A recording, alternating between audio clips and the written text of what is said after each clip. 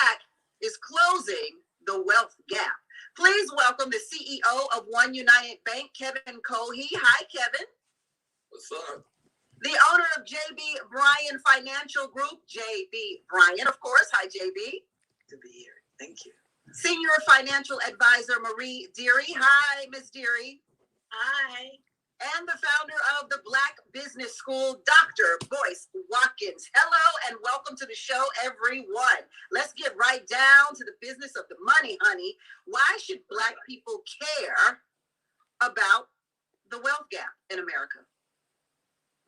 It exists. It's something that we have to deal with, as a reality. There was a study done called The Road to Zero Wealth, and it really opened up a lot of eyes. I think that, not the average person probably didn't read it, but I tried to bring it to the attention of as many people as possible.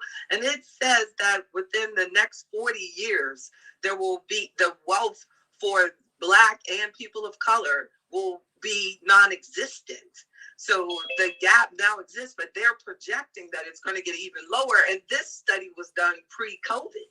So I feel that a big part of the solution is that every day we have to be about our financial business. Every day we have to be empowering ourselves, disciplining our entire family, and increasing the consciousness of generational wealth and the importance of it.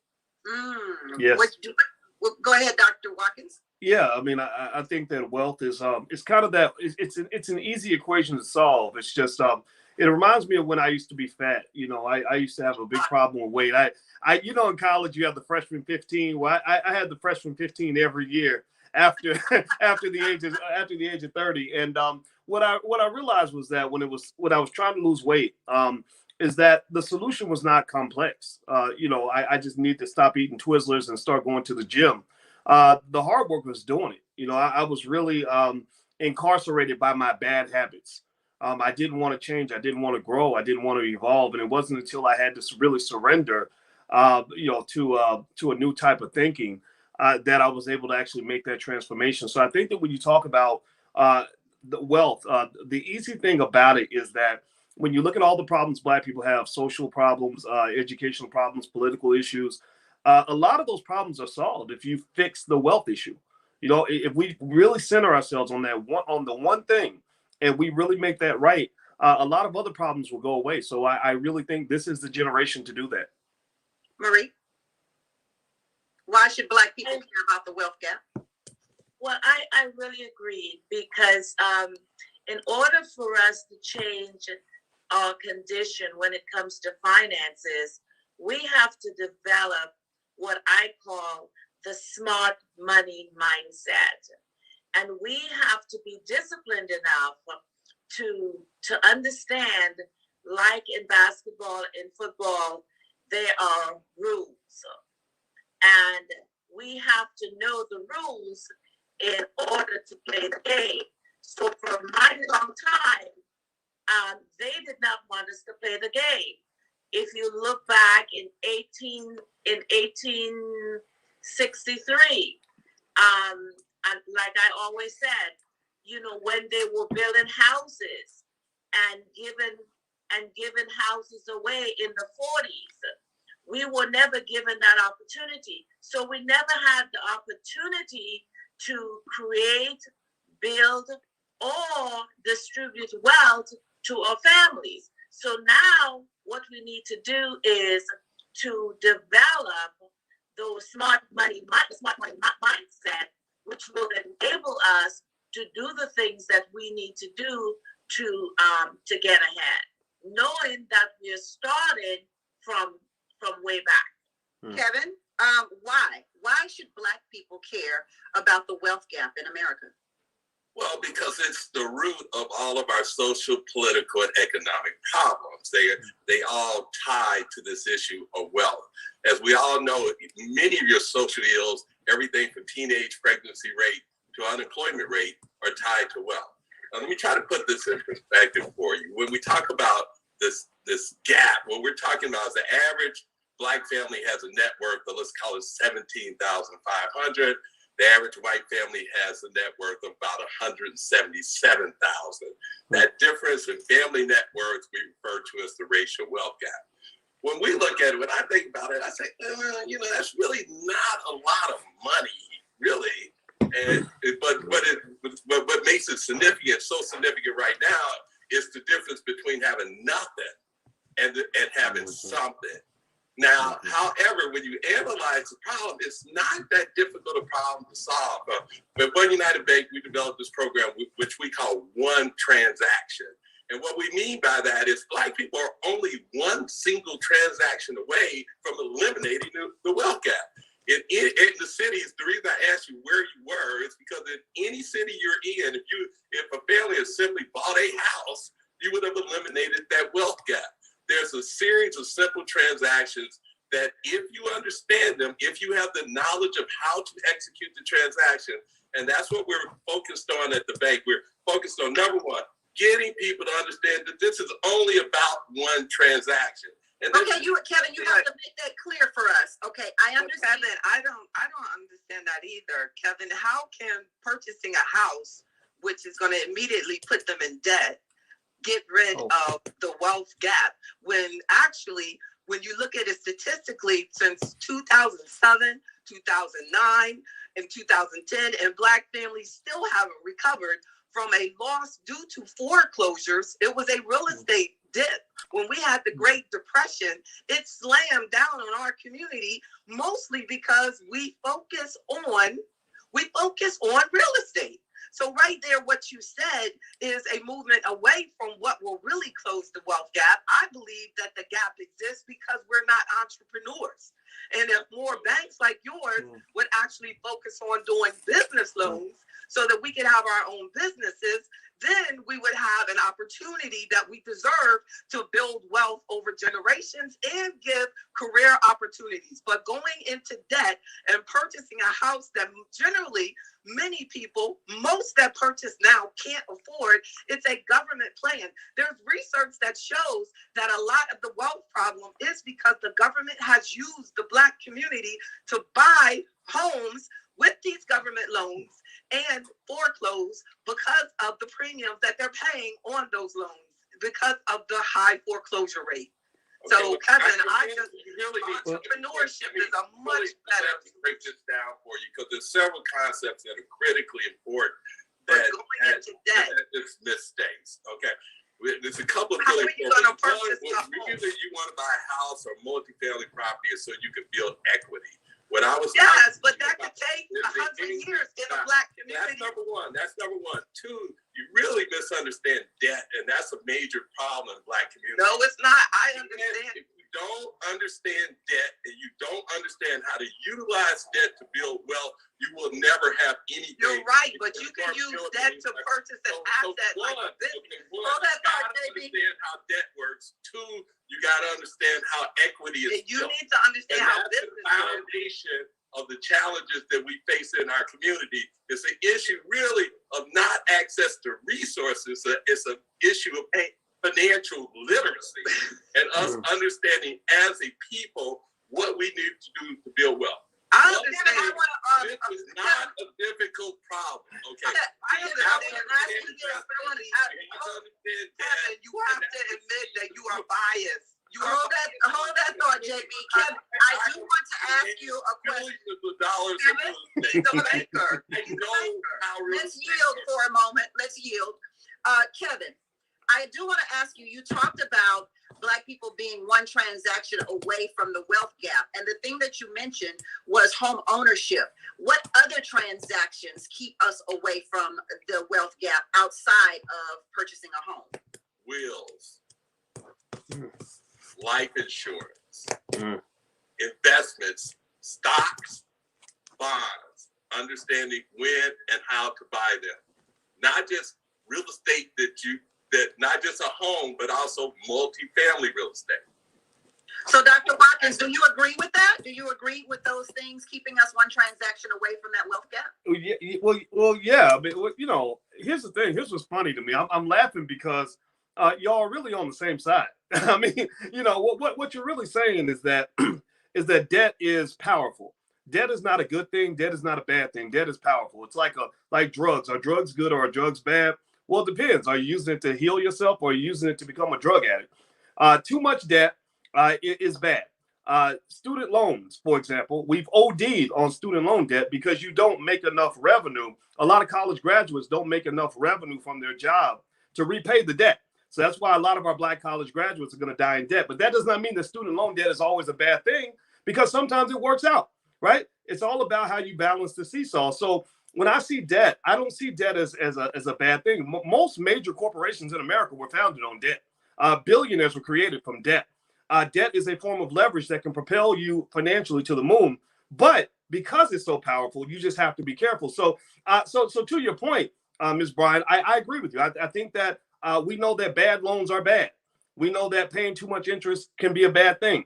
Borrowing more than you can afford to repay is very bad. But I can say this as a person who's taken on debt to start businesses. I've taken on debt to buy a home. All of these things, I've even taken on debt to buy more stock.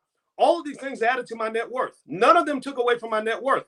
But believe me, it was a matter of understanding the significance and the importance of debt that made all the difference. So I don't even think this has to be a debate. I think it's a matter of really pointing out when debt can work for you and when it doesn't work for you.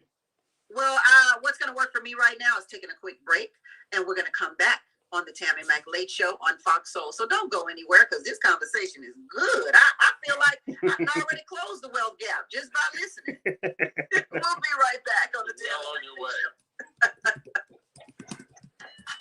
And we're clear for 2 minutes. I would like to elaborate on it. Tammy, did you see the video first that I sent you? I'm not. Let me see. I didn't get a video. I didn't get a video. I don't think. Oh, right there. Yeah, I sent you. I Just see. a reminder to look up at the camera when you're speaking. I just want to make sure it translates very well. I got it. Thank you. Thank you. Thank you.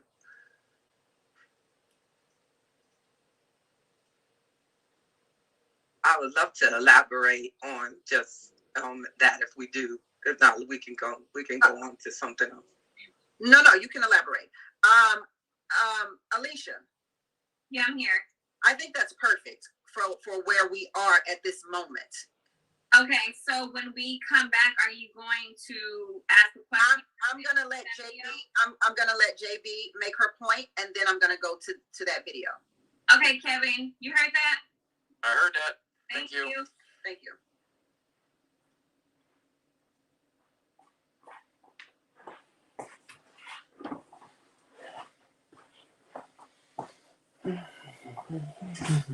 Okay, we're about 45 seconds back.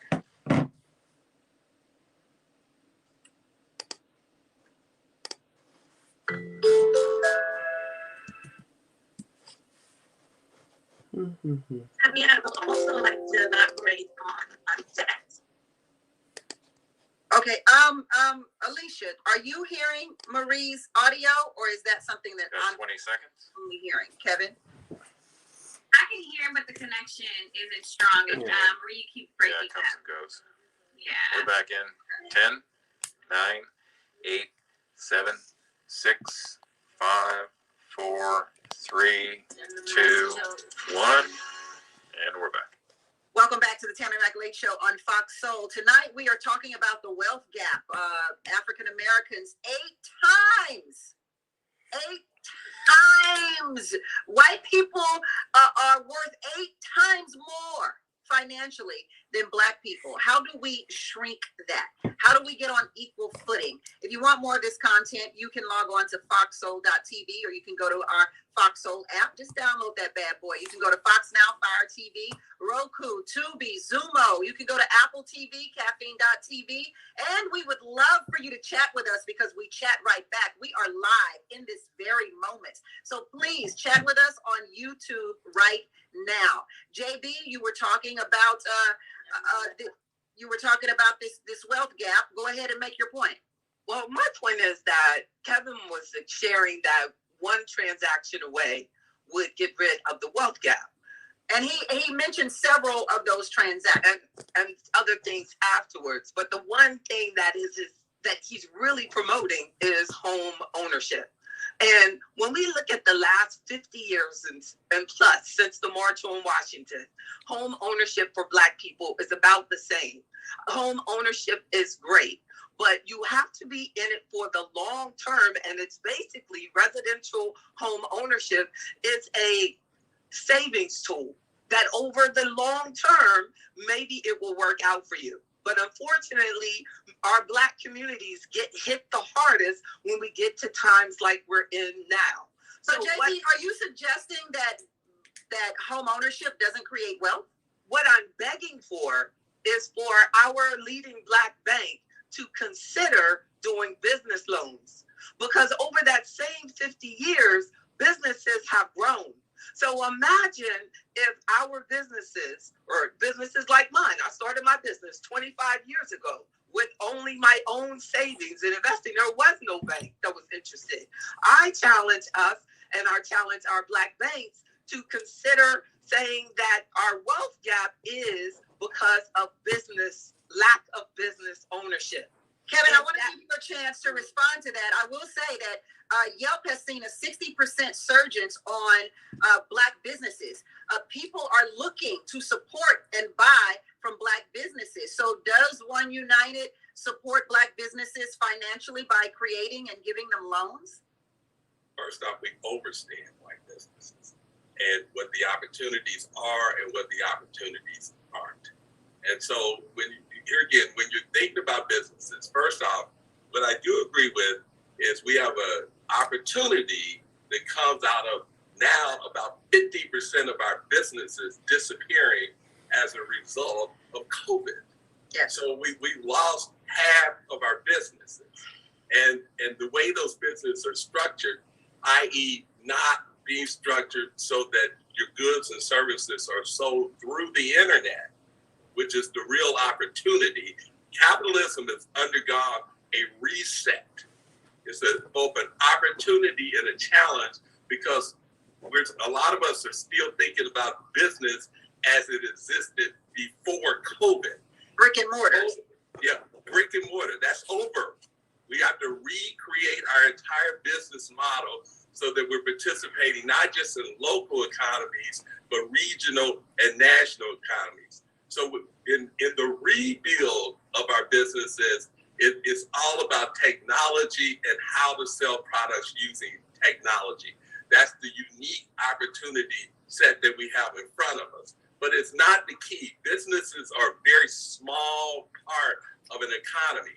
If you look at the number of people who own businesses versus the number of people who own real estate, one is 3% of the other. And just the number of businesses period, white or Black, are so small in comparison to the amount of real estate holdings that it's not viable to say that you're going to rebuild your wealth solely through businesses because most people work for businesses. They don't own businesses. They aren't in an equity position.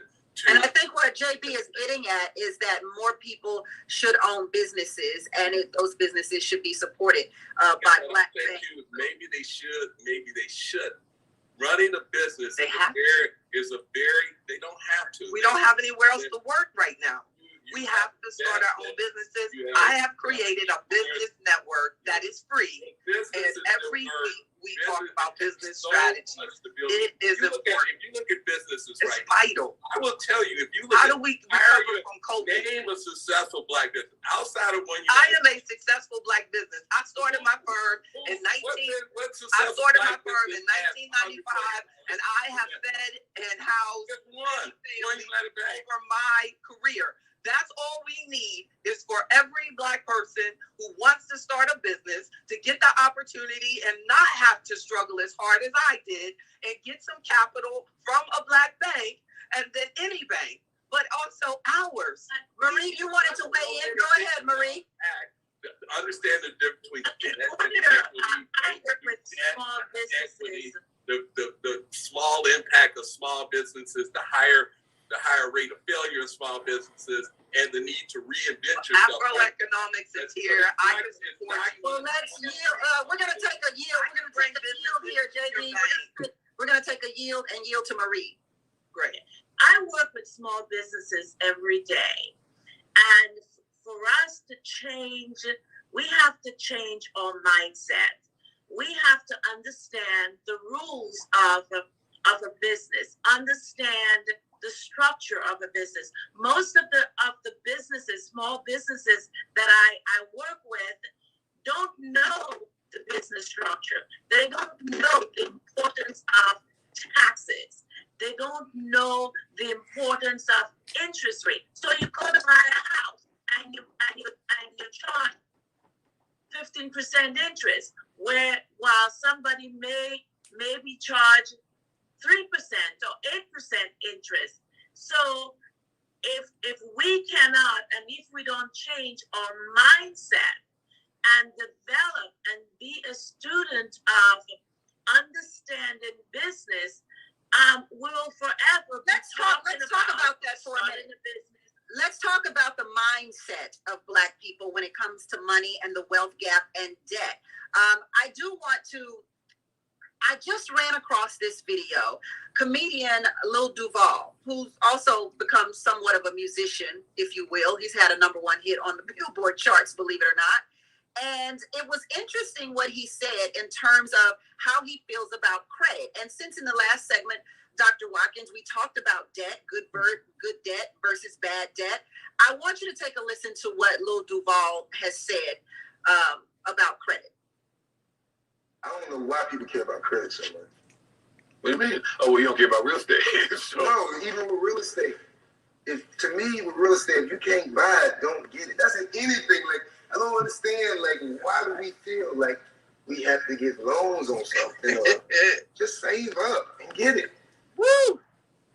Save up and get it. That is so. But look, that's the opposite of being correct. Is that something that is wrong? That's like long-term wealth development. I will submit to you, anybody who says that to you has no understanding of business. They have no understanding of capital. They definitely should be buying your own business. Let's working for somebody and having somebody else make this. Let's just. I mean, I think first of all, I think first off though, no, hold on. I think first off we gotta really ask ourselves why are we a community that thinks we need to take financial advice from comedians and entertainers, right? If I need advice on how to structure a good joke, then I'll call a comedian. Right. So let's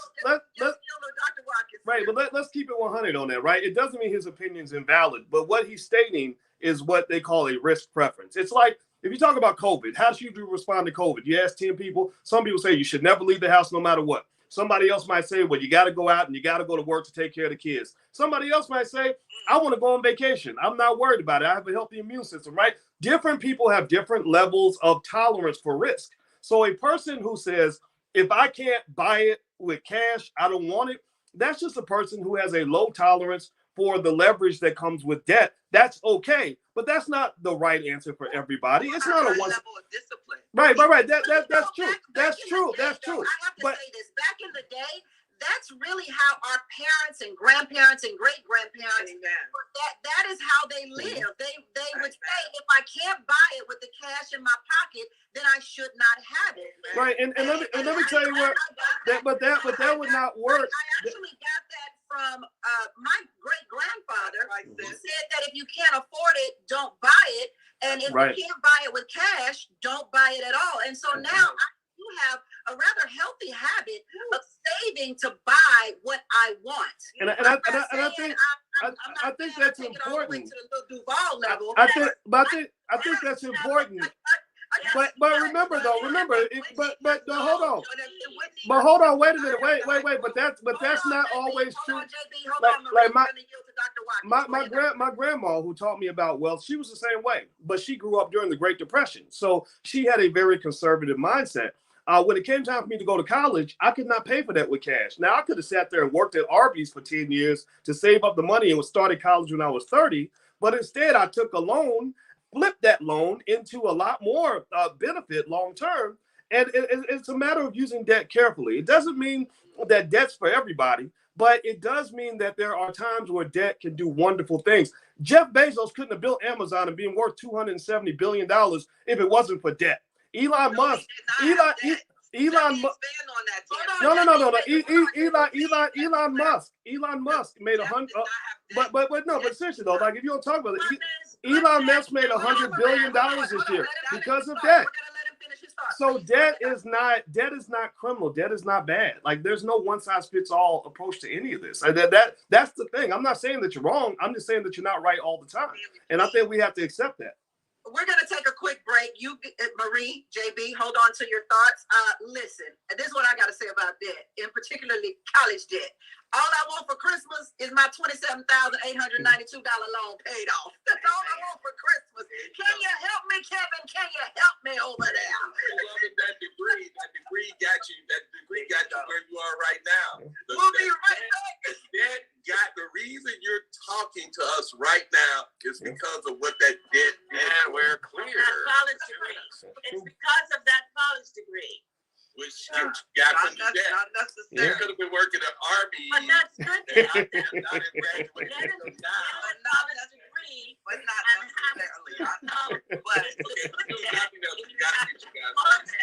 because it's like to cover that debt. But that's good debt. We're at the beginning. That's the important thing. We're at the beginning. We need to go on a journey together. Well, obviously, starting with understanding. It doesn't even make any sense to me because we're talking about why are Black people broke, and basically what you're saying, Kevin and Boyce, is that they should keep doing what they're doing. No, I'm not. Come on now. Don't. If you're gonna misinterpret my words, at least allow me to explain why you're misinterpreting them. I just say like that. You're arguing wrong about Jeff Bezos. He had zero debt when he started. No, Jeff Bezos does have debt. Go check the balance sheet of Amazon right now, and I bet you're gonna find debt on the books. 1 minute until we're back. And also they have equity holders. Like so I'm not telling you that debt is all, so don't tell me debt is always bad. I know from that's ridiculous. Why are you saying these crazy things? You're wrong. You're absolutely wrong. Stop this. Stop arguing with everybody and just make your point and let other people talk. Seriously. You all have our chat line going crazy right now. Tell me, I love this show, but I'm serious. Like I ain't in here to fight with people. Just disagree, make your point, and move forward. Seriously. Why must we be combative over this issue? 20. Wow. Okay, this is 15. Here we go. Back in. 10, 9, 8, 7, 6, 5, 4, 3, 2, 1, and we're back.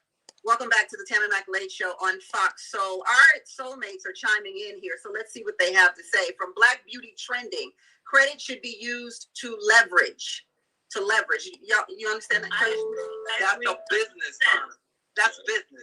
And another soulmate here, GH says you could loan yourself money from a private family bank. There you go. Generational wealth. Kevin, you're at One United. What does that mean? I don't even understand that. You could loan yourself money from a private family bank. What is that?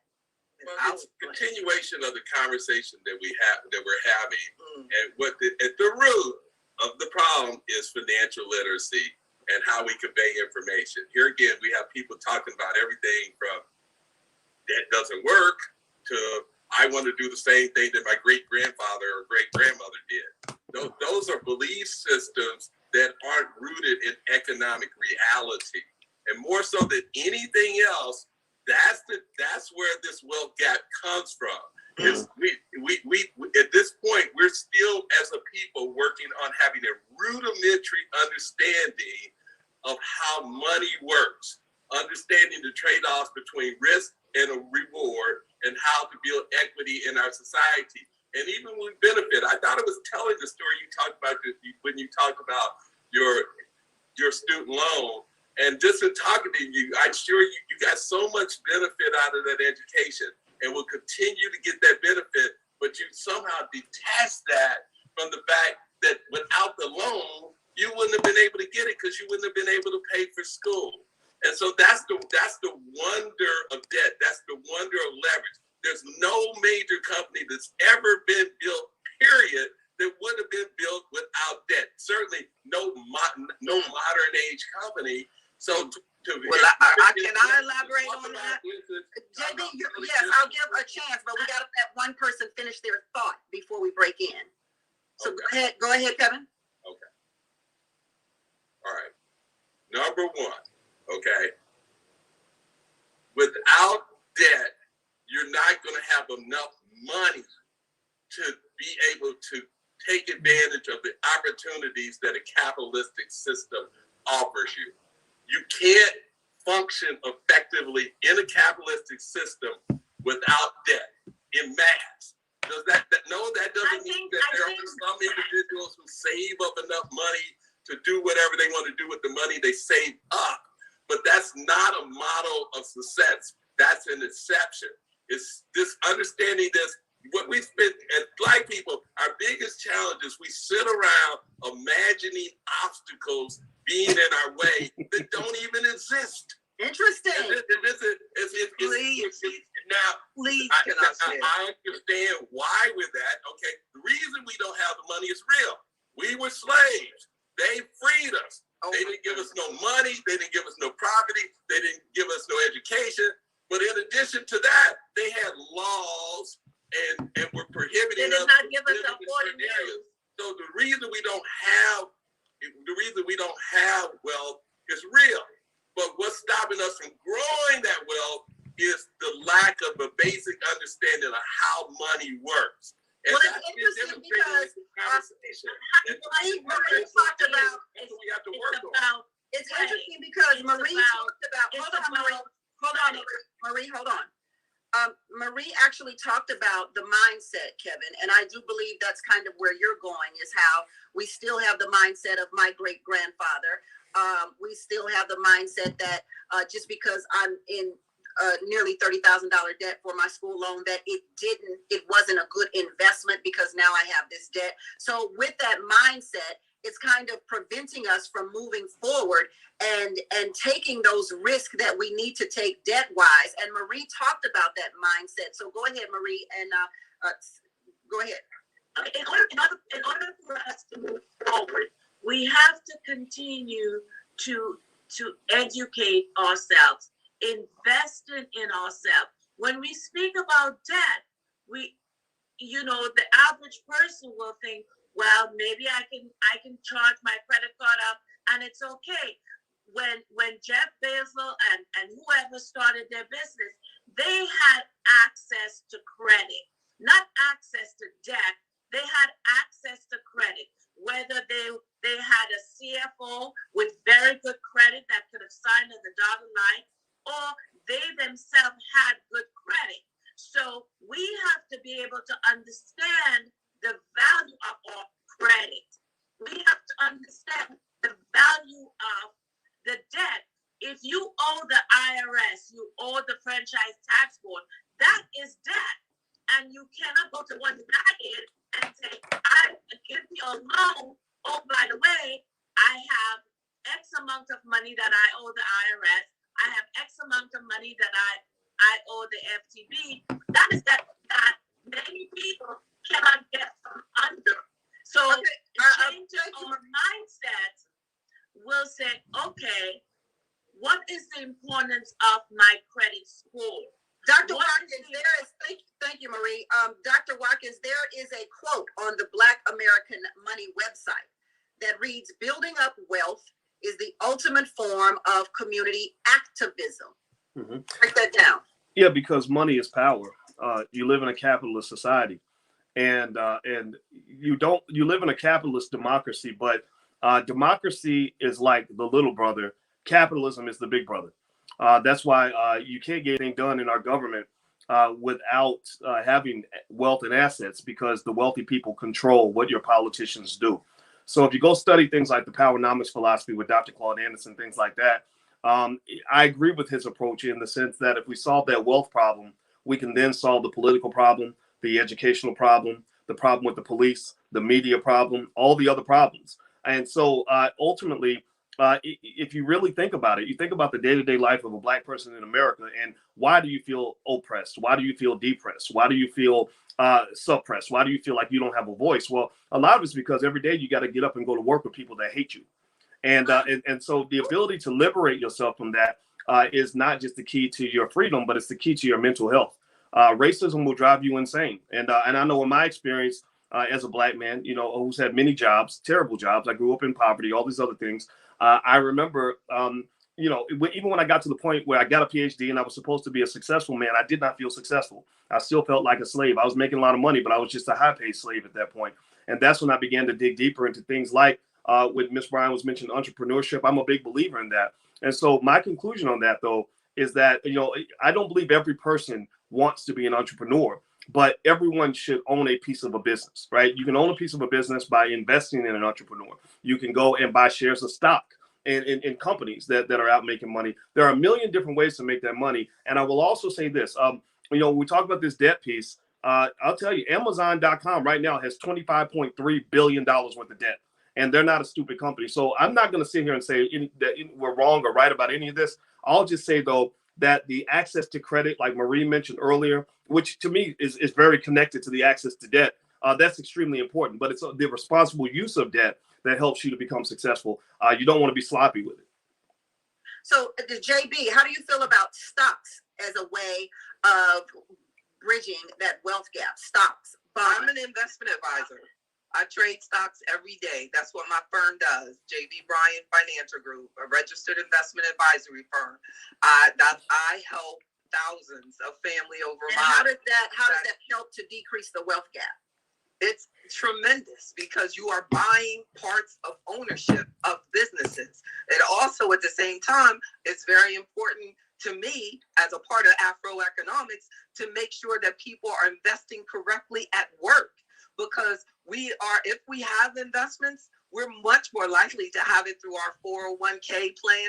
And a lot of times we don't know how to allocate it, how it should be invested. So definitely, I believe in it. I encourage it. I support it. That's what I do every day. And it allows us to outpace. If you look at historical performance, the stock market has outpaced residential real estate big time. And if you look at a person who did go into debt for a home purchase, if they could have saved the money, minimized their living expenses, and invested the difference between the property taxes and the interest and all of the extra and put that into their work plan and got the match, they would have way outperformed the person who bought an overpriced, over-financed home purchase. And I believe that we can use debt, but we should be purchasing our homes with like 10 and 20% down like your grandmother did. And I believe that historically we had much better. I think that it's disrespectful to our ancestors to say that they didn't have it right, because they had it right. And they would not, the banks wouldn't even allow them to go into debt unless they had at least that 20% down. And you know what? As a matter of fact, I want to talk about our ancestors and how right or wrong they had it when we come back. We want to take a quick break because I do want to revisit the past a little bit. It always sheds light on what's going on today. And we're talking about is having our own enough. And right. So I want to talk about how we at one time had our own. And somewhere down the line that disappeared. So right. Hopefully our panelists can shed some light on that when we return on the Tammy McLeod Show on Fox Soul. We'll be right back. Clear for 2 minutes. Thank you, JB and Marie. I will give everyone an equal chance, but I have to let people finish their thoughts. Okay. Great. Yeah. Thank you. I thought that last segment went much better. I enjoyed that. Hi, I'm sorry. Pardon me, everybody. JD, where's the camera on your device? Oh, yeah, that's what I need you to look. Yep. So you're looking down the whole time, and even though we're in the Zoom, the live feed that all of our viewers, it just has a bad habit. And I'm looking over here, and if it was but it's right above the camera one, and it's outside, so it probably makes it higher. Got you. Yeah. So if you could stay right where you are right now, that would be fantastic. Thank you. Hi, everybody. And every time I do, I look right down in Tammy's face. I know. And then you're looking down and nodding. You got the head. I'm looking at her, I'm talking to her. I thought you were reading some paperwork. No, I thought she had some Earth, Wind & Fire on. I was like, what is happening here? So right. And you told me, like, don't look down. Look at 1 minute. 1 minute till we're back. We said it nicely, so thank you very much.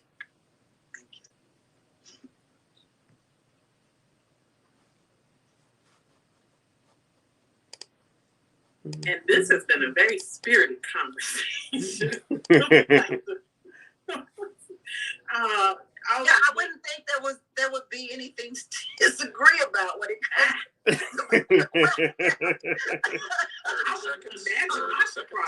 So I was quite shocked at it all. You would be amazed at the research on college loans not really benefiting people. 15 seconds. Extreme, like there's no difference. Here we go, guys. Here we go. 10, 9, 8, 7, 6, 5, 4, 3, 2, 1, and we're back. Welcome back to the Tan and Mac Late Show on Fox Soul. We're talking about the wealth gap with the African American community. I always find it interesting how there was actually one time, and I ask this question all the time, like it is a burning desire for me to gain knowledge about this. There was a time in our history where we had our own homes. We built our own homes. We bartered with one another. We even built our own communities, Rosewood, Black Wall Street. And then all of a sudden that disappeared. I think I got an answer before vaguely when a panelist told me that segregation, or rather integration, put an end to that. And I did a little research and thought perhaps that is true. But Kevin, because you do have ownership in an entire bank, which I hear people on my show and on other shows alike who are often into Black people should have their own. But no one ever really specifically says what that means. What the hell does that mean? Is that a realistic goal for Black people to have their own? Can we still create a Black Wall Street, a Rosewood? Can that still happen? Well, okay. The answer is it can happen in a very different and important age. All right, the thing that we're going through now, what makes this such a unique time and a unique opportunity is for the first time, Black Americans have really been organized in scale and mechanized as a result of the internet. The internet has brought us together in a way that we've never been organized before and given us a voice and power that we never had before. And in that way, we have come together, and that's what's causing the change you're seeing in society today.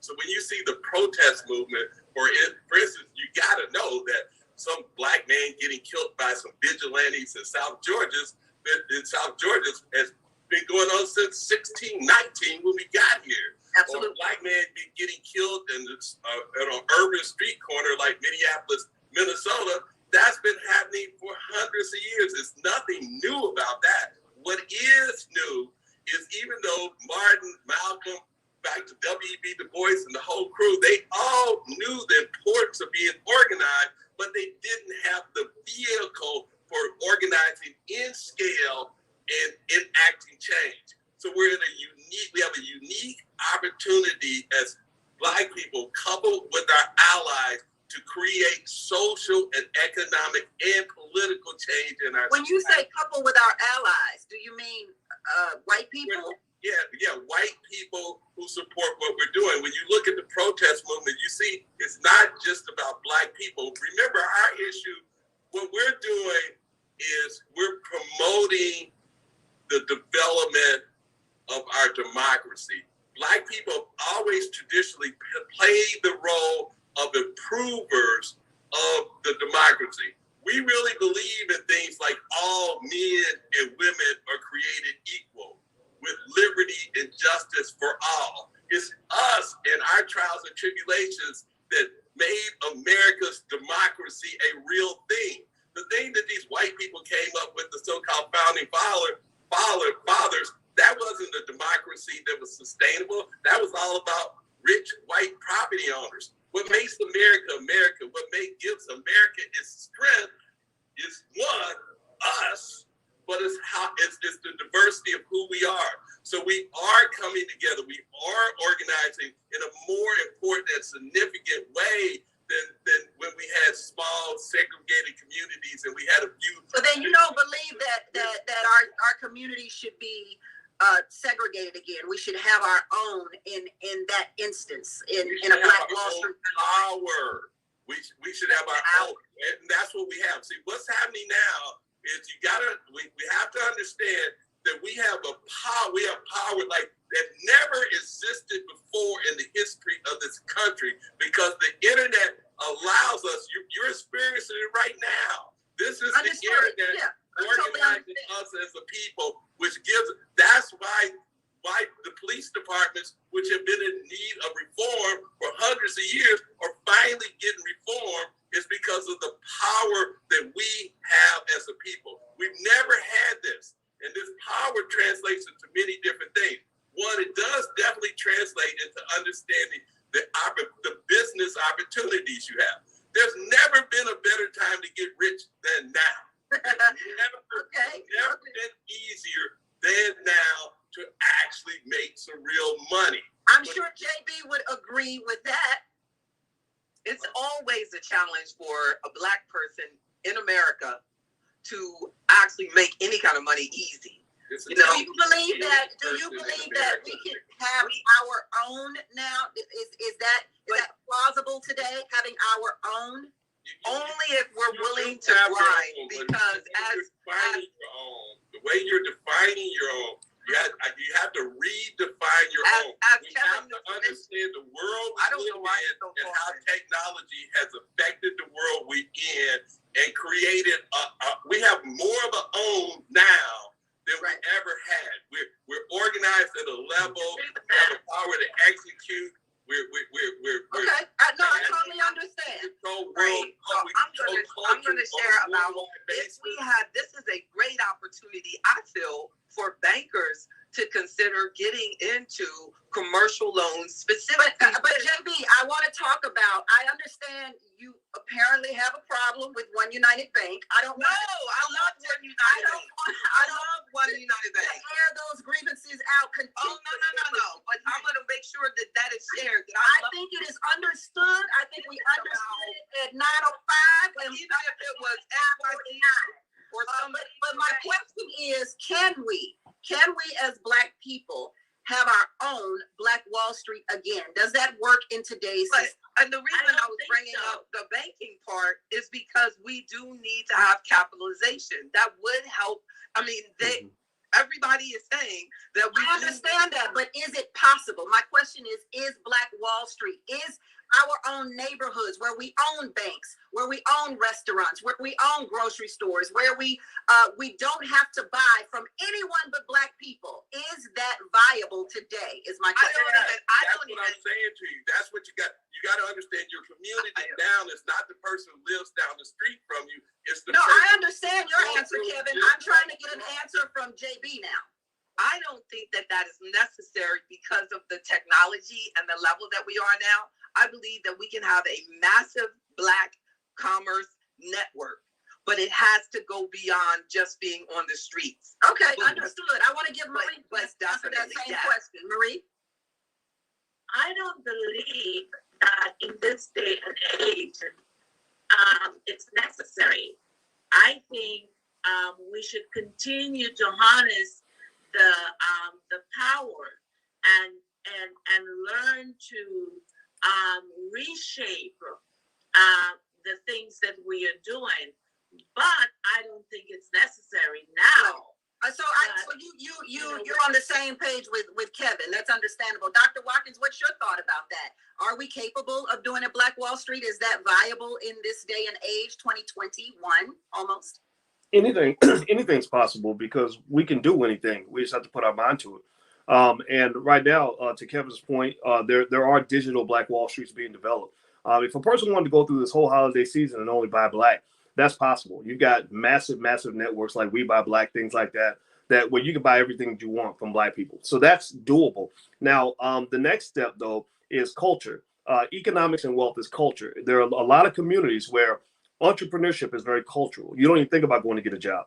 Ownership of assets is very cultural. By owning homes is very cultural. They don't pay rent. Rent to them is for suckers. So ultimately, we must look at the culture, shift our culture, how we raise our children, to acclimate them to asset acquisition as a true cultural norm. And what you're going to see out of that is you're going to see a lot of economic fertility, where businesses will come out of that, wealth will come out of that. And like to Kevin's point earlier in the very beginning, when he said 177,000 that white people have in their net worth, that is not a difficult amount to acquire if you are a person that is determined throughout your life to acquire assets. It's not that hard to do. So yes, it's being built. It can be better, and it will be better. So this is what we're going to do when we come back, and I want you to maybe jot some things down, because our soulmates are asking questions and they want answers. They want real answers, and I'm sure you can give them to us. And so think about this while we go to break. Tracy Cooper says, I hope this panel comes through with 1, 2, 3 steps to put in place for 2021. Anything pre-pandemic is null and void, she says. Hashtag Black Empowerment Matters. So when we come back, I'd like for you all to maybe give 2 steps to how Black people can increase their wealth and can do it tomorrow morning. And we're talking about, literal things to do. So we're going to answer that question for you, Tracy, when we get back, because we certainly got the right people on this panel to answer it. We're coming right back on the Tammy Mac Late Show on Fox Soul. And we're clear 2 minutes. All right. Crazy kids. What did you say? Crazy kids. I had to take a nap before this show. Look, I'm trying to figure out what I can ask y'all that'll help me. Let me think. What can I ask that will increase my wealth in this 5 minutes I got left with y'all? Because surely you could tell. One transaction. But give me those within your means. Ooh, that's a good one. That's hard for folks to do right there. Like this your means thing, I need to take some time with you guys to help us understand what our actual means are. The way you're defining your means is too limiting in today's society. Oh, that's good. Yeah. But you have to look at what is your income. What is your income? Whether you are a W. So we're back. 1 minute. Nothing to do with nothing. Yeah, and I think what she's saying, though, when she says live within your means, she's talking about those materialistic purchases that we make that don't involve increasing our net worth. Okay, yeah. Okay, that level, I'm talking about it. You're on a higher plane. You're on a higher plane. Know your credit score and protect your credit score. 30 seconds till we're back. 30 seconds. Really quickly, one of the soulmates in the chat YouTube said to invest in Bitcoin. So y'all should talk about that briefly. It will be very brief. We only got 5 minutes. Yeah. 15 seconds. I don't know if brevity is this panel's thing. 10, 9, 8, 7, 6, 5, 4, 3, 2, 1. And we're back. JB, you are a financial advisor. Tell me real quick. I just need yes or no. Should I invest in Bitcoins? I wouldn't suggest it. Dr. Watkins, what's your thought on that? Well, I invest pretty heavily in crypto, but no more than 10% of my portfolio because it's very risky, but there's a lot of upside potential. So I want to be there if it happens. Kevin? No. Marie? I will not recommend it. Marie, what should a person have in their what should a person's financial portfolio look like? It all depends. I like it should be a combination of stocks, bonds, real estate. These are the things that I would recommend. Okay. JB, what should a person's portfolio look like? Well, that's what I do. And what I have to do is I use an algorithm and I do a risk analysis. I find out their time horizon, what they're investing for, how much money they have. And then I actually develop. Look at me on the camera, JB. And I'm sorry. And I develop. I'm looking at you again to say I'm sorry. And then I actually develop a portfolio that goes along with the actual risk tolerance and time horizon that is developed for the person. So it would be very unique, but it would go across asset classes, which would include equity, stocks, and bonds, some real estate possibly, and looking in having some available for cash so that we can constantly be buying some along the way. So, all that talk you did about housing and Kevin getting loans on housing, and you want to put real estate in folks' portfolio. What the hell? And it's actually commercial real estate, and you can do that through stock investing. And now it's out of favor. But I have to be careful because I am licensed and I'm regulated. So I have to be very careful what I say specifically in that area. But I do have to talk directly to the client. I develop portfolios for them. Okay. And it does have exposure. Kevin, what does your portfolio look like? I'm a wealthy person. Your portfolio. My Your personal portfolio. Look, we know you're a wealthy person. Why do you think I'm asking you this question? I'm trying to get there. Okay, well, I like multifamily real estate. Okay. As an investment. I have a fairly extensive stock portfolio. I have a debt portfolio. Primarily, my debt is focused on municipalities. I like municipalities, particularly high-yielding municipalities. They're performing well. On the speculative tip for fun things that are going to get big hits, like I love Fannie Mae preferred stock, Fannie Mae and Freddie Mac preferred stock. If you want to be heavier in the risk, something that could do to 4 to 5 times the next 12 months, that kind of stuff, maybe do the Fannie and Freddie Common. I was thinking of Fannie Freddie preferred. I think that's a double, and it's probably a double before the end of the Trump administration. That's one of the plays to think about right now. Trump's going to be leaving office. He's going to do things that are going to cause people to make money. So that's the current thing that the players are focused on right now. Is what is Trump going to do that's going to affect the value of stocks or some particular asset class before he leaves office? So I'm heavily focused on that. My trade for that phenomenon is the Fannie Freddie preferred. I think it's a clean double, easy. All right, Dr. Watkins, you're quite wealthy yourself, and you also make people wealthy, much like JB. So give us your portfolio. A lot of my portfolio is a diverse spread of across the stock market and different asset classes. Some of the stay-at-home stocks did really well during COVID.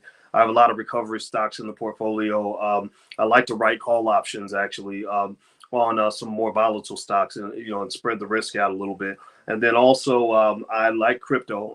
I selected as a 10-year hold different crypto assets that have done pretty well. And I believe Bitcoin actually has a tremendous upside. I'm not a big fan of putting a ton of my money in Bitcoin because it's very risky. But it wouldn't surprise me if Bitcoin quadrupled in a year or two. And then also real estate, of course. That's a nice balanced diet. Got some real estate. Last but not least, I own percentages of different businesses, things like that. So when you say percentages of businesses, these are people that you know that you invested into? Yeah, very private transactions. Just let's make a deal kinds of things. Different revenue streams. I think that's interesting for people to know, because a lot of times Black people are afraid to give their money to other Black people who are starting up companies or businesses or investing in it. So I just think that's a good thing to know, that sometimes that's not a bad thing. Yeah, it's a good thing. I mean, I invest in lots of Black people. Sometimes it doesn't work out. Sometimes it turns out terrible. But there are a lot of winners. There are a lot of great. I mean, investing in Black people is one of the best investments you can make, in my opinion, because it doesn't just make you better off, but it also feels good. And it's what we're supposed to do. It's our civic duty, in my opinion. And the Chinese have a similar philosophy. If you're not investing in China, then you don't matter to them.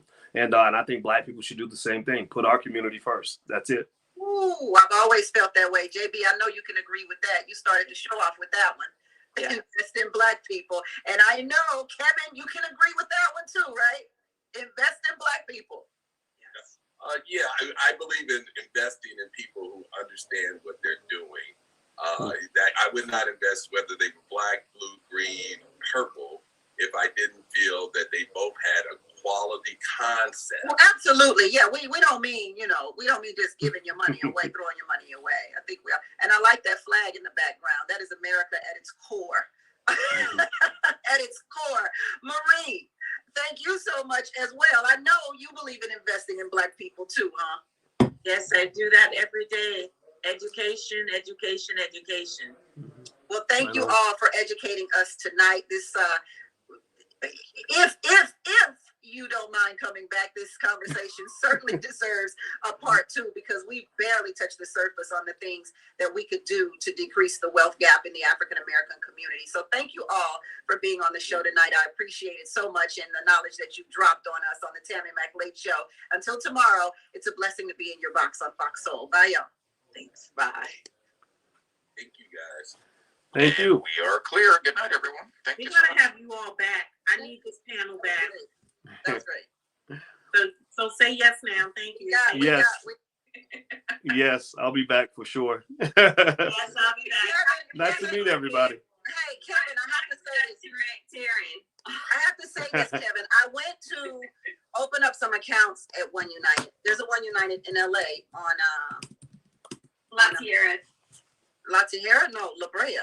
I mean Crenshaw. Huh? You went to Crenshaw and Obama Way. Yes, I forgot it's Obama Way now. Yes, I went to Crenshaw and Obama Way, and your systems were down. It's possible. I mean, it's our systems are certainly not down any more than any other bank. I can assure you of that. I could guarantee you, if you bank at Wells Fargo, not only are their systems down, but they're robbing you. So the thing I always find is so important as Black people, we have these expectations out of ourselves, and even more important, we allow others to have expectations of us. I.e., we have to be. If we're not absolutely perfect, then we can't do anything. But if you look at I didn't say that to say I wasn't going to open up an account there. I'm just telling you what prevented me that day, literally. Like, I literally could not, because the systems were down. So but I'm not saying that I'm not going to put my money into One United. I'm certainly going to do that. And I would say you got with One United, okay. One United Bank has more customers than all of the other Black-owned banks put together. And I wanted to touch on that tonight, because I wanted to know how many Black-owned banks there were. How many are there? When you say really Black-owned, okay. Really Black-owned. 2 really Black-owned. The rest of them are Black people running banks. Yeah, I'm not talking about that. Okay, well, that's mainly what you got. You got 2 banks that are actually owned by Black people. And that's One United and the bank in Houston. There's an African guy who owns Unity Bank in Houston.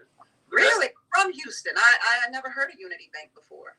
It's there. It's a very wealthy Nigerian who owns the bank down there. He's doing a good job with it. Now here again, I'm not saying that to when you're asked the question, I just want to make the distinction, make sure we understand the difference between something that's owned by Black people and something that's managed by Black people. I mean, I would argue we managed the plantations. I mean, we did good managers for a long time. Okay. No, you answered the question right then. That was so. If you're in Los Angeles, first off, I have a home here, but I primarily live in Los Angeles, and but I want you to. But you can also just go to oneunited.com. I mean, the big deal about One United is it has customers on a nationwide basis. Well, I'm going to go to oneunited.com. Customers in literally every significant city in the country. But I'm old school. I'd be liking to know my bankers. Yeah, well, now see, here you are. Now let's talk about that.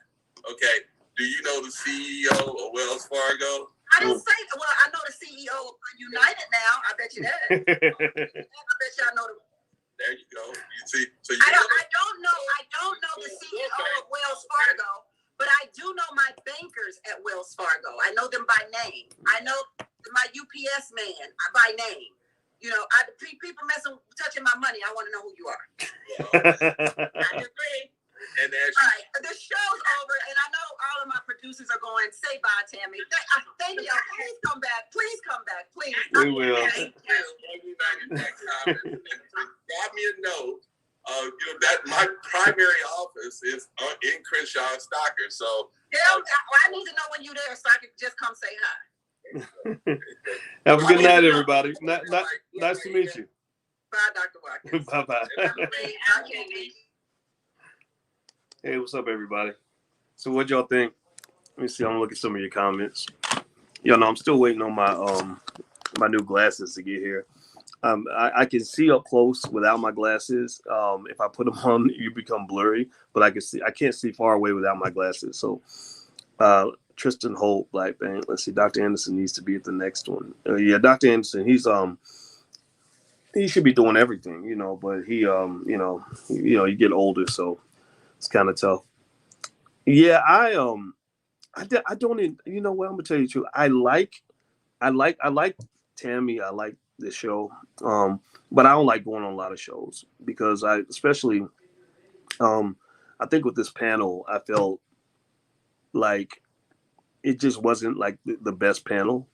I feel like so when she was just sitting saying that debt was bad and debt is why Black people. I mean, I was like, what are you talking about? Like that.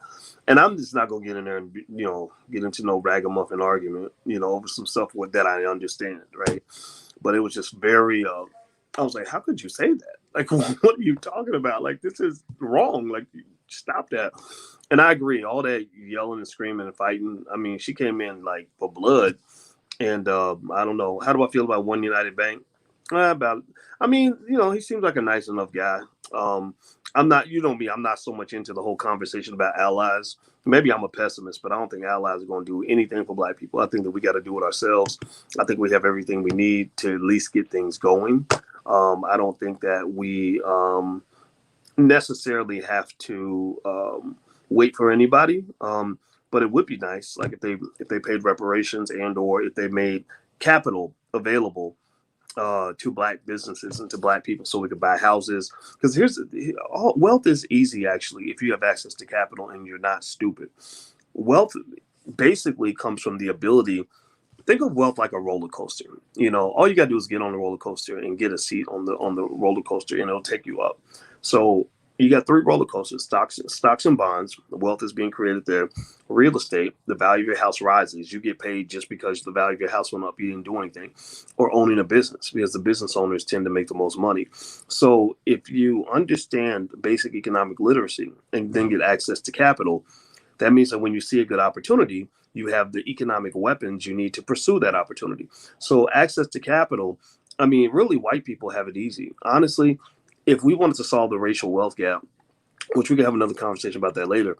And let's say I was sitting down talking to Biden. He's like, okay, what can I do for you? I would say, you know what? For right now, you don't have to pay reparations per se.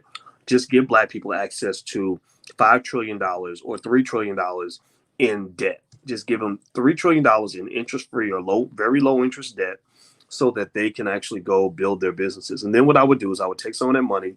I would hire thousands of financial experts around the country to train Black people, millions of Black people, on what to do with their access to capital. So if you can go to the bank, sign a piece of paper, and get access to $1 million tomorrow, well, a lot of you would know exactly what to do with that money. You know exactly how to flip it. You go buy some stocks. You'd make money in the stock market. You go buy a home, which means you stop paying rent. And then you put money into your business that will let you go hire other people and things like that. So literally, your wealth would just rise like that just from having access to capital. Then you pay the loan back, but you keep the equity.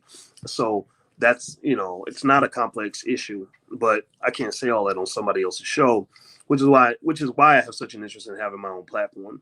There's stuff there's thoughts that have to be fleshed out. And I'm like, I can't flesh it out in a 30-second soundbite, especially when somebody's doing all that yapping and yelling. And it did throw me off a little bit. I didn't enjoy it that much.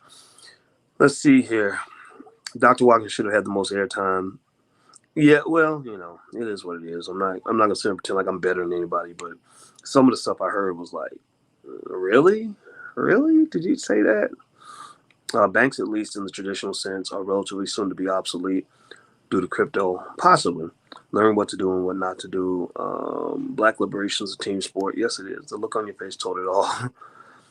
Yeah, I ain't gonna lie, I was a little bit annoyed. I was like, would you stop yelling? Like, what is wrong with you? I don't know. She seemed like she had a beef with the banker guy. I don't know what their background is, but she literally, out of the gate, was going after him. And I was like, what is this? How do you feel about XRP moving forward? Did XRP go up today or something? Is that what you're asking about? Or are you asking just how do I feel about XRP in general? I like XRP because I think that XRP is they have a great business model and it's done really well. So, I was fighting with them on Fox Soul to let them explain your thoughts. Yeah, I couldn't. I it is what it is. The uncomfortable smile. Yeah, that's what it was. Yeah, that lady.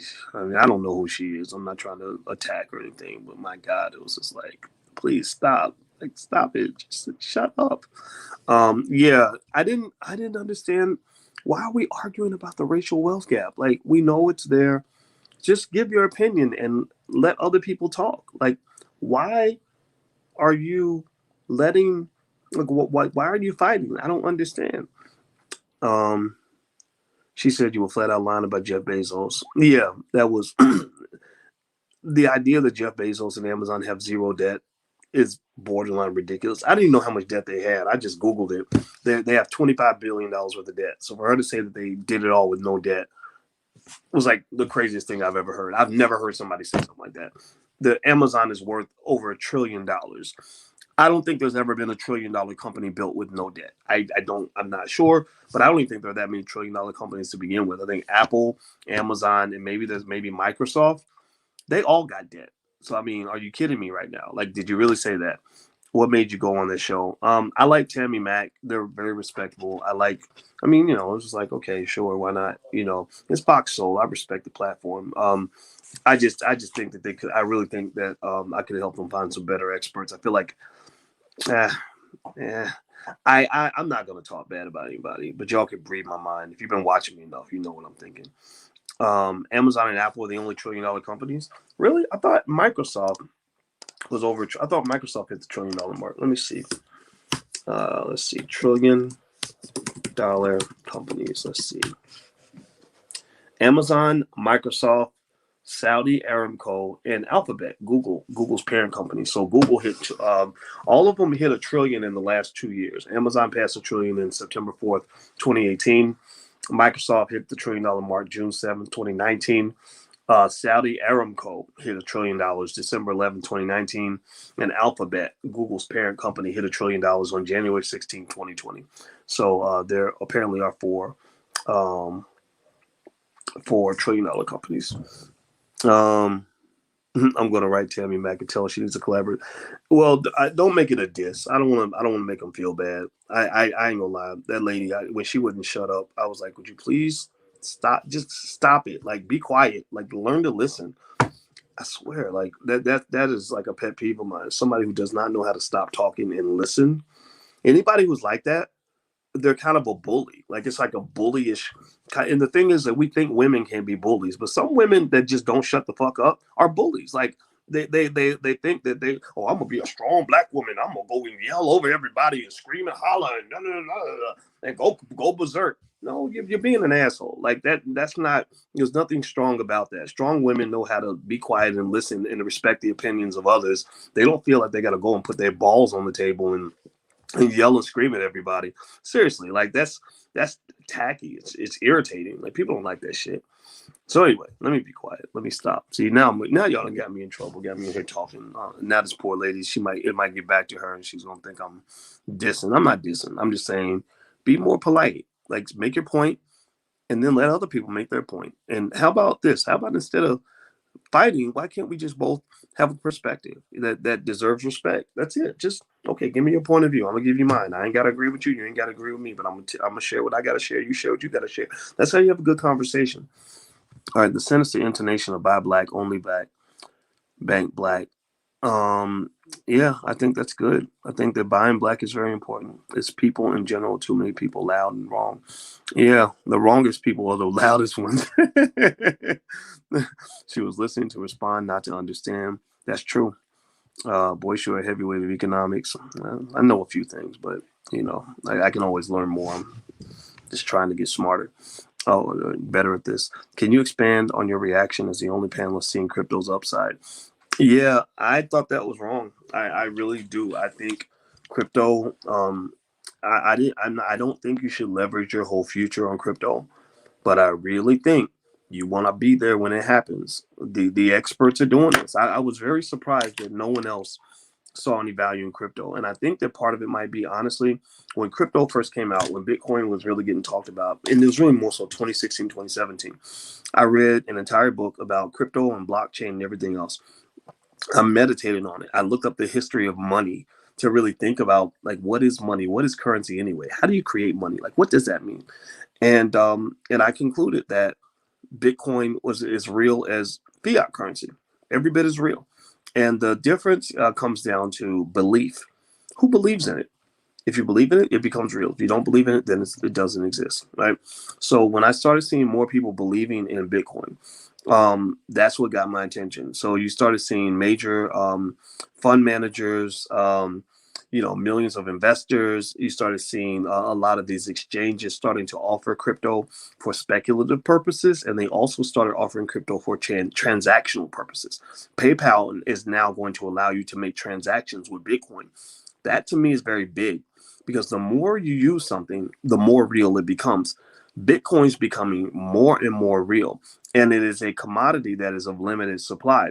So the more real it becomes, the more demand that will occur. And when you have a higher demand with a fixed supply of a commodity, then you automatically naturally see an increase in price. So I don't know for sure. I could be wrong.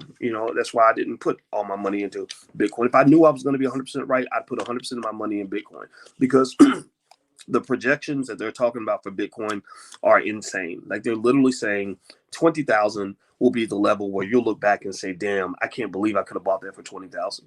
Like they're literally talking about Bitcoin going to 100,000, 200,000, 300,000. I don't believe it, and until I heard some experts talk about it, and I said, I think that there's something here. So I wouldn't have put, I see you said 15% of my portfolio in Bitcoin. I'm not that aggressive. I'm more like 8%, but I want to be in there. I want to be in the mix. I don't want to be sitting there mad because it done took off and I missed the whole thing. I don't want to miss the ride. Let's see here. We got Bitcoin ATM machines at our gas stations in the Southwest. Interesting. Black bank racist? Nah, it's not racist. We need more black banks. You really think they can't make more? Well, they are mining more, but there is a limit, a lifetime limit they claim of 21 billion or 21 million Bitcoins or something like that. But you never know. They can always change the rules, right? Just like they're printing more money as we speak. Charles H. Cook, are you interested in making money right now? What are you doing, Kimberly? What is this? Are you selling something? Don't be selling stuff on my platform. I'm gonna have to block you, girl. Don't be in here spamming nobody. Let's see here. $400 is a decent start for options. Yeah, you can do options for $400. What Bitcoins are good investments? There's a lot. My favorites are, I like Bitcoin. I also like XRP, Ripple. I have a few others. I just don't remember what all of them are, honestly. I bought them. I talked to some experts. They made some recommendations. I said, okay, I'll buy a little bit of this, a little bit of that. And now I got a bunch of stuff. So every now and then I'll check. And it's been going up a lot lately, but investing doesn't happen. It doesn't happen like quickly and overnight. Okay, Kimberly, what are you doing? I think Kimberly might be a spammer. So Kimberly, James, you gotta go. I'm sorry. All right, so she's out of there. Where do you buy your Bitcoin? I use Coinbase, and but you can buy Bitcoin on Cash App. You can buy Bitcoin on Robinhood. You can buy Bitcoin on a lot of exchanges. Let's see here. No way to print more. There are preset blocks in Bitcoin. Okay, thank you, the real Dub. I appreciate that information. Are there crypto ETFs? I think that there are. I don't know what they're called, but I think that there are. I made money this year on Urban One and Twitter. Good for you. Good for you. Is $1,000 enough for Bitcoin? Yeah, you can buy $10 worth of Bitcoin. You don't have to spend $20,000 to get a coin. The best advice for a 20-year-old black man: learn how to start a business and work hard, be a good person, and don't follow the crowd because the crowd is stupid. Let's see. Do you think travel and hospitality stocks will surpass their 52-week high? Yes, I do.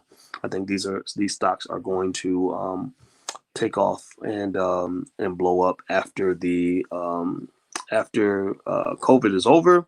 You're going to see a lot of these what they call recovery stocks really start to blow up. So it's going to be real interesting when that happens. There's no way to send Bitcoin on Robinhood. Okay, I didn't know that. Okay, who's this Kimberly James lady? She keeps on spamming the comment section. I got to get you out of here. I keep blocking her, but she keeps coming back. Who is she? Who is Kimberly James? Because I know she's not a real person. Look at that. Look at that comment. What is that shit? What is that crap? Get off of my screen. Anyway, let me go back. I'm taking notes. Okay, good. Yeah.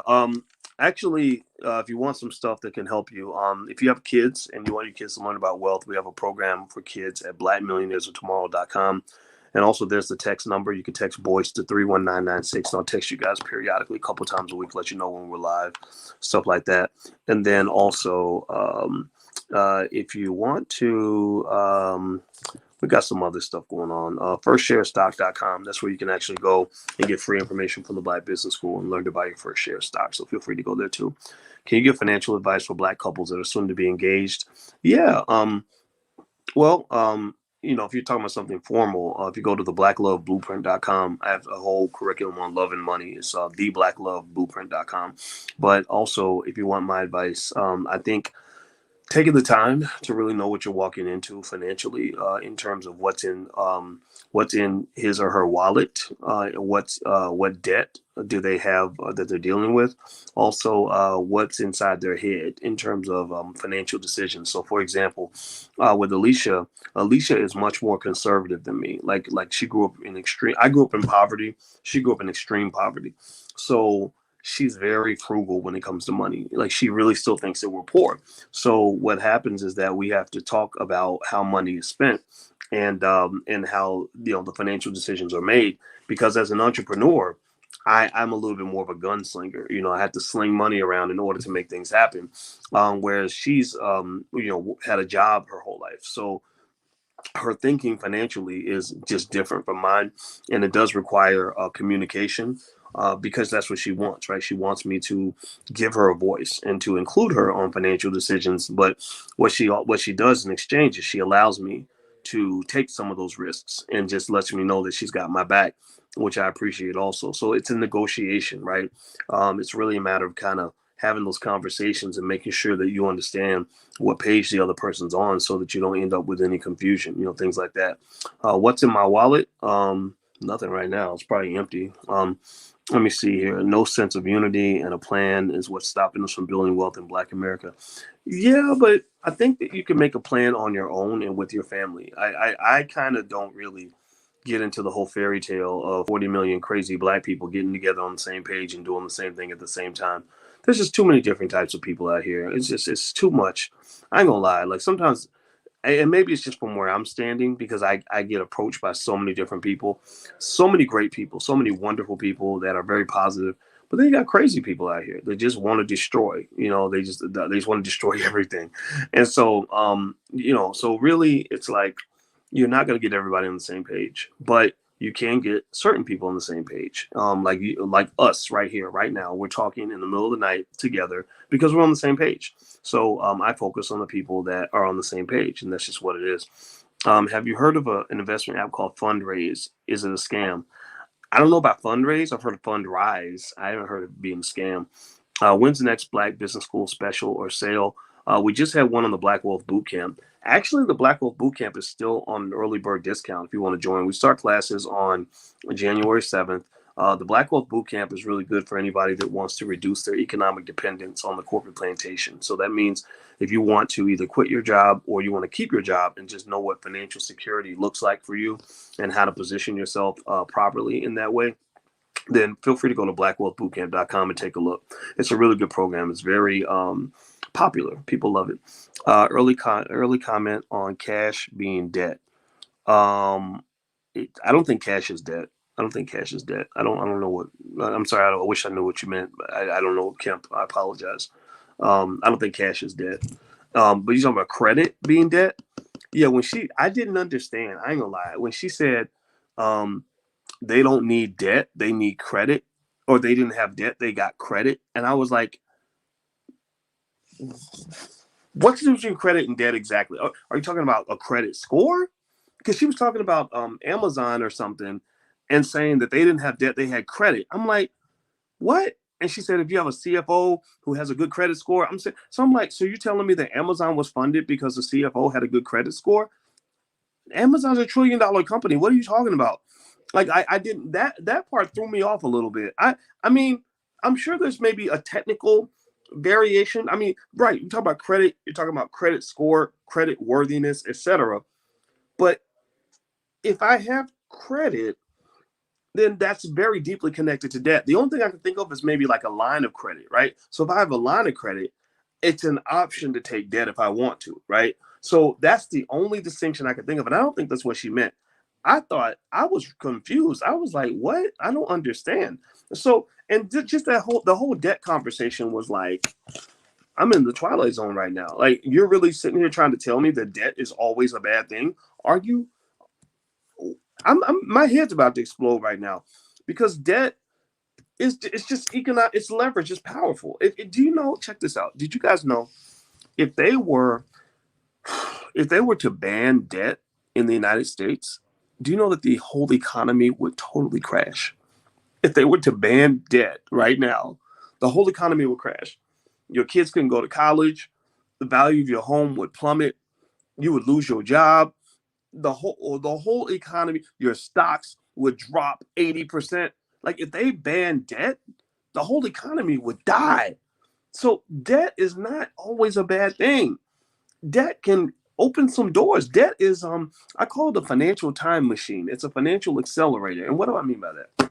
So let's say that you have a business idea that can go where you can, in a year make a $250,000 off this business idea because it's such a good idea.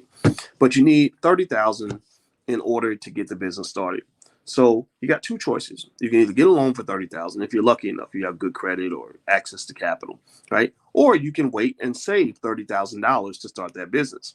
Well, it might take you 2 years, 3 years to save 30 grand, right? But if you get debt, then you can get the money now and then go ahead and get started now. So debt is a time machine to some extent. It can be an accelerator to allow you to do things now that you normally would have had to wait for. And so I think that that's powerful because time is something you can't get back. That's what I talk about with student loan debt. I say, if you got a bunch of debt and your income isn't that high and it's going to take you forever to pay that debt off, there's nothing wrong. I'm not telling you what to do, but there's nothing wrong with leaving the debt on the books and taking your money and finding a way to generate another stream of income and then dealing with the debt later. Like, come back and deal with the debt later. Or you could just go work for that white man for the next 40 years and then maybe you'll pay the debt off before you're dead. But that's not a great way to live life. At least that was my decision. My thought was, when I started my business, I had student loan debt on the books. It was a lot. It was a ton of student loan debt.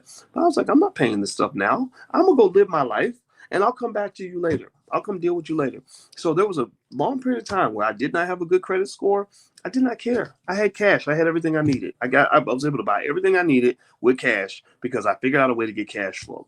Cash flow is better than debt almost any day of the week, right? So, later on when I decided, I was like, okay, I got some money now. Let me go back and fix my credit. So I did. I talked to the creditors. I paid them off, got them off the credit report, and the score went up. And I had that again. But even then, I still don't really even use it because I don't need it now, right? So what I'm saying is that, and this is what I think the Black Business School does it really well. We do this better than anybody else in the world, is because I have a PhD in this stuff. I'm not a financial advisor. I'm not a freaking stockbroker. I'm not a guy who read a couple of books, who read a copy of Rich Dad, Poor Dad and thinks he's an expert now, or who bought a couple stocks and made money. I'm a financial scientist who trains financial experts. I have thought about these ideas on a level that you would not believe. I've had to go and do the complex mathematics that underlies all these equations. I didn't just learn the equations. We had to learn how to derive and manipulate the equations in order to make them into what we needed them to be. So I make this point to say that the best thing the Black Business School does, in my opinion, is we are able to recalibrate existing financial models so that they are perfectly suited to the experience of Black people in America. We're able to really take something that's standard, right? Like a financial advisor would just spit out some theory or spit out a bunch of, instructions. And I know where those instructions come from. So I can go in and say, actually, you could take this out and put this in instead, right? And that actually allows for a more creative solution, because in order for you to solve your financial problem, if you're Black in this country, you're gonna have to be real creative. You can't do just something that you're gonna find in a textbook. You can't just do what white people are gonna do. You have to, because you don't have the same thing that they have to work with. You don't have the same environment. You have more volatility. You have more. You don't have the same degree of fertile economic soil. You have a different culture that you're trying to fight through. You have a different opportunity set. You have a different skill set, right? So what I'll just say to you is, I think when you're Black, the people that win when they're Black are the people that break the rules. I think the people that follow the rules end up losing. I'm not a rule follower. I've always broken rules, and that's been my greatest asset in all of this. So I'm just telling you, think about the rules and figure out whether they make sense. And if they don't make sense, then you break the damn rule. You got it? Okay. So what I think about energy stocks, I don't know if you're thinking about like I don't like energy stocks, Carlos. I don't like, especially oil companies and all that. Like I used to like Exxon because I thought they were a well-run company, but I don't feel like there's a strong future in fossil fuels and all that stuff. I like green energy, new energy, electric this and hydrogen that. Like I'm into that type of stuff. I'm not really into coal and gas. All right. So anyway, I hope this was helpful. I got to go to bed, but it was fun talking to you guys, and I hope that what something that I said helped you. And thanks for sitting with me through my frustration. If you want to know if I was frustrated during that interview, I really was. That's why I don't go on a lot of shows. I don't like big panels, and especially when you got people that do the most talking that have the least understanding of what the hell's going on. That literally is a pet peeve of mine. I believe everybody has a right to have an opinion, but shit, I mean, God, like, must you yell over everybody? Like that's like be a decent person, man. My God. All right. Anyway, what do I think about Dave Ramsey? I like him. I think he's cool. I think Dave Ramsey's smart, and he has firm beliefs that go beyond just the money. A lot of money is about the accumulation of wealth is about culture, and also your style of money is deeply connected to who you are as a person, what community you come from, what sort of core values your family has. So Dave Ramsey is a guy who infuses his value system into the way he views things like debt, things like business and saving and investing and all that. And so I like that. I tend to like that. Me and Dave have a lot in common. We're different though. He's a southern white man. I'm a southern Black man. And I have a different purpose than he has. So that's what it is. All right, guys. So I'm about to go to bed. So hit the thumbs up button if you could before you go. If you could share this video, I'd appreciate it. And there you go. There's the URL for the Black Wealth Bootcamp if you guys want to join us. We start January 7th. And up until next week, you can get 30% off if you want to join with the early bird discount. So have a good night. And what about body part harvesting stock? Okay, see, now you're being funny, Herc. I'll see y'all later. Take care. Be good. Peace.